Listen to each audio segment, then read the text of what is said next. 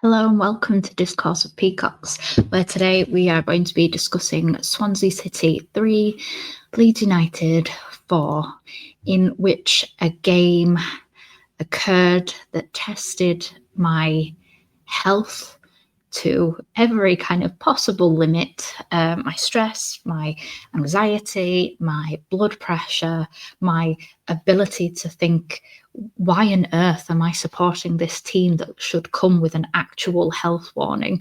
Because no normal person chooses to support a club that puts you through hell and back and has the liberty to call it entertainment. But it was entertaining. You know, I wish I'd have been a neutral for this game so that I could have enjoyed it, because it was just an absolute roller coaster of a game. So we will get straight into the good today, where we've got Solomon scoring not only his first but his second Leeds United goal of the season. I think he's still got he's still gaining match fitness. He didn't stray offside as many times as he has done in the previous few games. So again, improvement. I think that there's still the pressure there when it comes to his price tag, like his wages, that I want more from him, if I'm being honest, because he should be, in theory, a cheat code for this level. And I just want that more from him. I'm really, really happy with the fact that he got the goals and he took them well. They were both fairly easy, but how many times have we seen, easy chances go amiss? So I'm not taking anything away from the fact that he put the ball in the back of the net twice. So very, very pleased. And then going to move on to my boy, Dan James. He proved once again why I am right. That's it. I'm just going to leave it there. Why I think he's one of the first names on the team sheet. I think he is only just starting to get the flowers that he deserves. I think that he was instrumental in 3 out of the 4 goals that we scored. I know he only goes down as officially having 2 assists, but without him putting that ball in, the defender doesn't put it into his own net. So that's 3 out of our 4 goals we don't get if Dan James isn't doing Dan James things. Now, he did also do some Dan James things with some wayward crosses and a couple of shots that just, kind of Harry Kane versus France in the World Cup a couple of years ago, that penalty miss that went over, into the stratosphere, would have been proud of. But he just gives everything. I love, and I think Daniel Farke has got the best out of him. I think we're finally seeing the player that Bielsa wanted all those seasons ago. And I'm just really happy to see somebody whose determination and who's had several setbacks professionally, about Leeds United as well, in terms of not coming to us, going to Man U, coming here, being played in the wrong position, getting sent out on loan, getting relegated, all of these things. And he just doesn't complain. And I think the fact that we needed him, and the fact that it had a personal edge with obviously him being an ex-Swansea player. We had 3 ex-Swansea players, I think. Rodon played for Swansea. Rodon, Pirro and Dan James. So, yeah, the fact that he had that bit of kind of like personal bite as well, I think, just added to it. Another good thing is it was our first away win since the away win at Cardiff, the 2-0 in September. So clearly we just needed to go back to Wales in order to reignite that winning away from home mentality. So absolutely fantastic. It would have been nice to keep a clean sheet, but you know what? Fans have been crying out for entertainment, and nobody can deny that this game was entertaining. It was frustrating. It was exhilarating. It was every kind of, synonym that you can imagine for something. It was a thriller, a cliche of a game. And yeah, I wish that for my health I'd have been a neutral. Nonto, after myself and several other people, calling him out, us wanting more from him, came off the bench, scored. We are now, I think, joint top with Blackburn for the most goals scored by a substitute player, which that was something that we didn't have last year. We didn't have impact subs because Farke didn't trust his bench. So we are now seeing the benefits of that. We went top. Yes, it's only by goal difference, but we're there. We are, and rightfully so, because we've had, Sunderland, Portsmouth, just to mention 2 games where there's 2 player-related incidents that have meant that we have dropped 4 points. So you give us those 4 points and we're sat on 36 points. And, with a comfortable gap then developing between us and then it would be Sheffield United. So I think that's something to be quietly excited about, because we haven't seen under this manager yet that we can stay at the top. Once we reach the summit, we haven't seen that we can stay there. So this will be the next kind of test for us, is to see whether we can actually hold our own, whether we can push on and actually maintain top of the tree kind of status. Bogle, again, he had a similar to Dan James performance in terms of he was brilliant going forward and he got into such dangerous positions and he was everywhere. He's in the middle of the pitch. He was over on the left-hand side. He was playing like left winger at one point, and he was everywhere. And he was creating like some really good chances. And you can kind of see why he was so important for Sheffield United in the Championship. So I think that the more that he develops and as well, the more the relationship between him, Dan James, him and Nonto develops, then I think we'll see him kind of flourish and come into his own. So yeah, I was really pleased with that element. I do have some negatives about Bogle, but we'll get onto that shortly. This game is the first time this season that we have gone behind and we have come back to claim all 3 points. So we've gone behind against Sunderland, and obviously we should have got the win, but we got the draw. We went behind against Norwich. We got the draw. I'm sure there was another game. Anyway, we've definitely not gone behind and then won this season. So that's another positive. That's another tick in the kind of mentality column. I know Farke said that Gilavogi had done kind of like a team talk, before.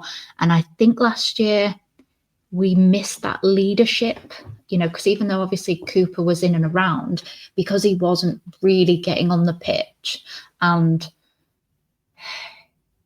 maybe because everybody knew he was going at the end of the season, I don't know, maybe he wasn't as effective as he had been previously, but I do certainly think that we needed another kind of leadership figure. And he also just looks like he would give an amazing hug. So yeah, I just think that the mentality, I'm hoping, is going to be slightly different this season. I think we've got more team players than we necessarily did last year. And I think that comes down to competition as well. Everybody has to fight because they're not comfortable in whether they're going to be in the starting lineup or not. And I think that for Leeds, that is the best possible thing that we have. And we've still got players to come back. We've got, Ampadu to come back. We've not seen Ramazani yet back. We've got Schmidt to come back and to kind of see what he is. Obviously we saw a few minutes of Max Verber. So we've got players to come back. It's quite exciting, like scarily exciting, the fact that we've still got players to come back and we're now top of the league. So on that positive note, we'll move on to the bad. I thought Rodon had a weak game. I thought defensively, all across the board, we weren't great. I think we sacrificed a little bit in order to go forward. We sacrificed, and as well, you've got to give credit to Swansea. They were fantastic in terms of they wanted to play football against us. They didn't just want to sit 11 men behind the ball and try and catch us on a set piece, although ironically they did score from a set piece. But they actually wanted to entertain their fans. They wanted to they wanted to play football, and it's been quite a novelty because we haven't really experienced that many times this season. The second half against Watford, parts of Sunderland and Norwich. But again, those are all teams that are going to be vying for playoff or automatic spots. Swansea, the likelihood, without being disrespectful, the likelihood is that they are going to be mid-table. But they just came and they played football, and I think we almost forgot that we can do, like teams might occasionally do that against us. Strauch was not his usual kind of calm, solid self either, but he was really good going forward, and he provided like the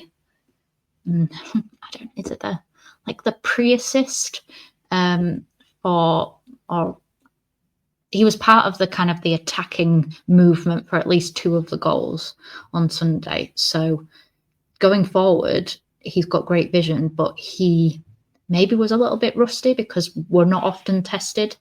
But yeah, defensively, I don't think we were all it. Byram, again, he was much better going forward than he had been before, but we did sacrifice defence, and Bogle wasn't great defensively, but my actual negative about Bogle isn't defensive because it's the same with Firpo.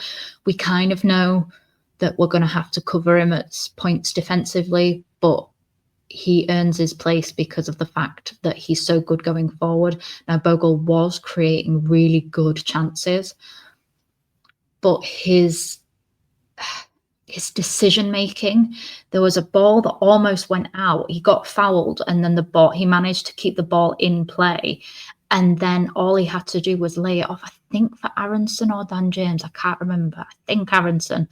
But then he like hit it with like the outside of his boot, and it just wasn't the right pass. And he did a couple of those where he got into amazing positions, and then his next decision is what let him down. So he'd run the entire length of the pitch, really good interchanges with him and Dan James and Aronson, and then he would just let himself down at that final little bit.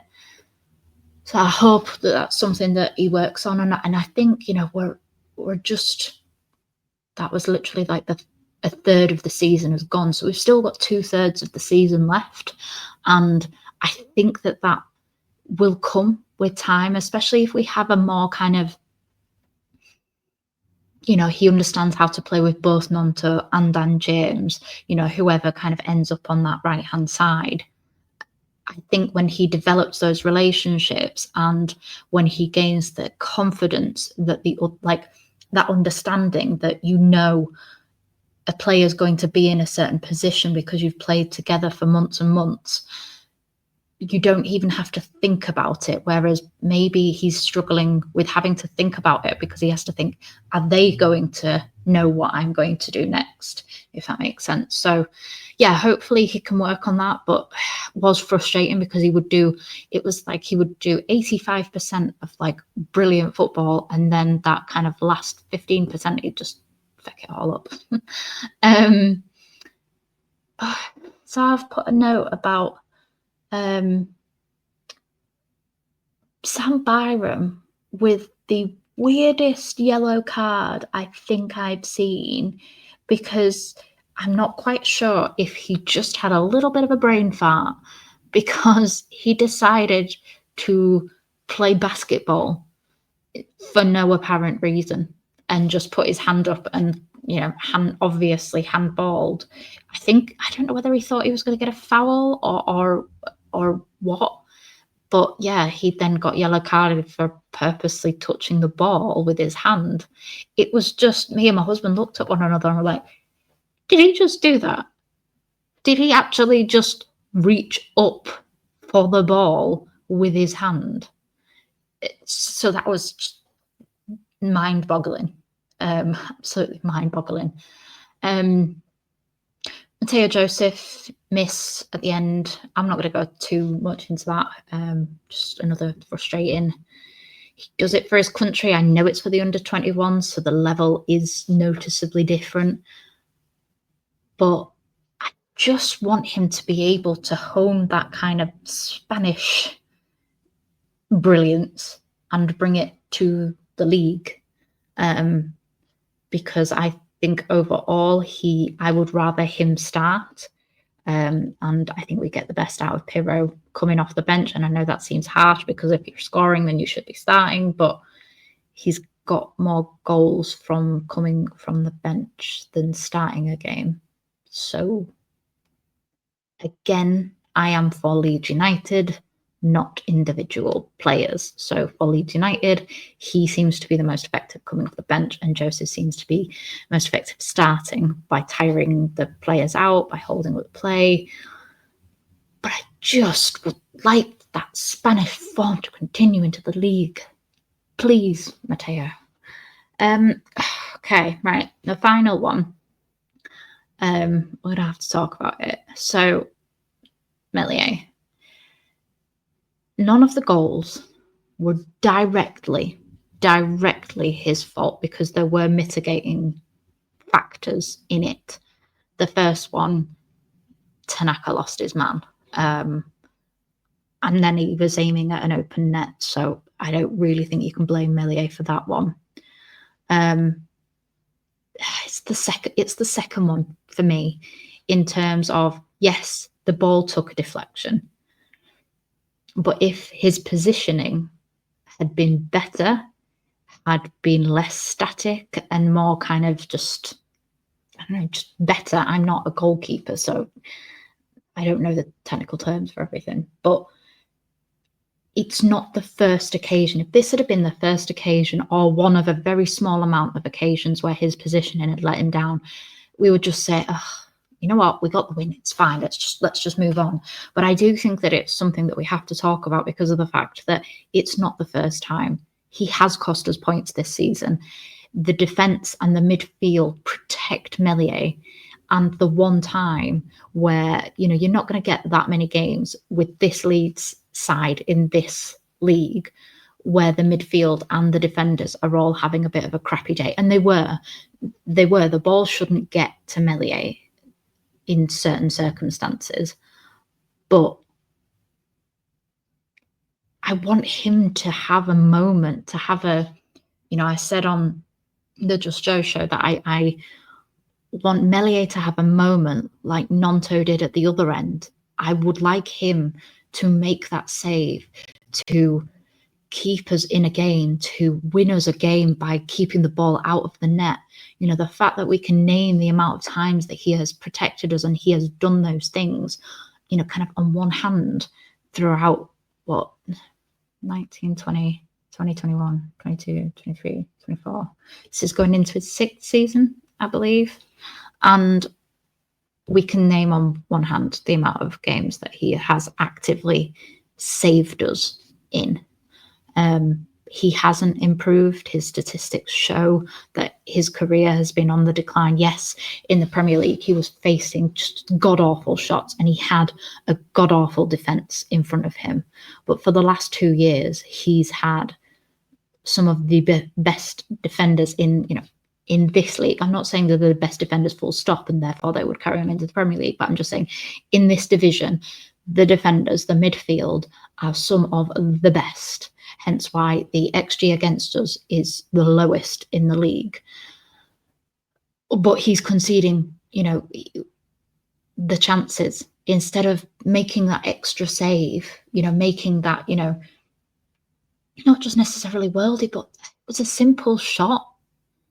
yes, it took a deflection, but because he'd been so static to where he had perceived that the ball was going to go, it's like he sees, I don't know whether it's pheasants see the world like a quarter of a second slower, the brain capacity. It's like he sees it a quarter of a second slower than the speed that the game is actually being played in. So then he doesn't move, he doesn't get into the right positions. And because of the defence and the midfield, Meslier is fine at this level because of the fact that realistically, he's not going to face that many shots, because what Swansea are the anomaly in the majority of the league. Most teams are going to sit in and not kind of push. So we're going to have hold of the ball and he's not going to face those shots. But there has to be some conversations. Even if we don't go up, there has to be some conversations about Meslier. I feel sorry for him. I actually think his journey at Leeds United probably should have ended last season or even the season before, because I just think it's gone stagnant. I think the love, I think the growth has stopped on both ends, because I also don't think that Leeds United have been fair to him. He hasn't had actual competition ever, essentially, since he's been here. And I think we're reaping the, not the benefits, but I think we're reaping the consequences of not giving him competition, of not having a very good footballing coach, of not having competition, of him being peppered for 2 solid years in the Premier League with just crap defence in front of him. I think all of these things have amounted to a relationship that has come to its end, in my opinion. And regardless of whether we stay in this division or whether we go up at the end of this season, I think we part ways. I think we've gone as far as we can do with one another. So that's all I'm going to say on that. But I'm not going to be a hypocrite and not talk about it when I have had an opinion. And again, if he has a brilliant game, I want him to have good games. This isn't me having an agenda against him. I just don't think that he's good enough, the same way that I don't think Bamford's good enough at the other end. But I think that Meslier is easier to replace. I don't think you have to be loads better in order for us to see an improvement in, I apologise, there's a bus going past my house, in order for us to see improvements. So with that, I'm going to move on to the manager. I thought Daniel Farke made some brave decisions to take Gnonto off and replace him with Solomon. It worked for both, because Solomon got 2 goals, Gnonto got the winning goal, and both of those players are going to be anxious as to whether they start the next game, because Gnonto came on and scored, but Solomon scored twice when he started. What a lovely headache to have, that you've got 2, wingers that are both scoring goals. I think that's fantastic. I think it creates healthy competition. I think it creates hunger to prove yourself to the manager, to your teammates, to the fans, to your agent. I think it is nothing but positive for Leeds United. And I think Daniel Farke made a really good decision. And this is where his man management comes into play, of being able to say that, yeah, I think you did great, but now I'm going to rest you because he also came on and scored. Or yes, you came on and scored, but he started and he scored twice. If you come off the bench and score 2 goals, I'll start you next time. And as well, we've got like a 3-game week. So this does nothing but positivity for rotation, because of the fact that you're like, all right, so you started and scored, you came off the bench and scored. So if you go on the bench and you come on, then you can score. And then if you come off the bench, you can score. I just think that that's fantastic for the team, that you've got options, which leads me on to my next point of, he seems to trust his bench. He seems to have a more balanced team. Yes, we don't have the same flair players that we did do last season, but the balance seems to be better, and we've still got players to come back. We didn't see Ramazan, and he probably won't start on Wednesday against Luton. But we've got players coming back, we've got options, we can rotate, we've got people that are available to come on. As you know, I made a massive deal of impact subs, and the fact that, as I said earlier, we've got the joint most goals from substitutes in the league means that he trusts his bench are being effective, his bench are performing, his bench have something that can win us a game, which we didn't have last season because all of our kind of game winners were already on the pitch. So I think that he is really, I think that we made the right choices with the players that we've got in, because now we're actually able to bench some of the people who were starting for us last season and bring others through. And they're performing, they're getting goals, they're getting assists. Whereas the people who didn't start last year, when they came on, they weren't really doing anything to push the starting 11 out of their spot.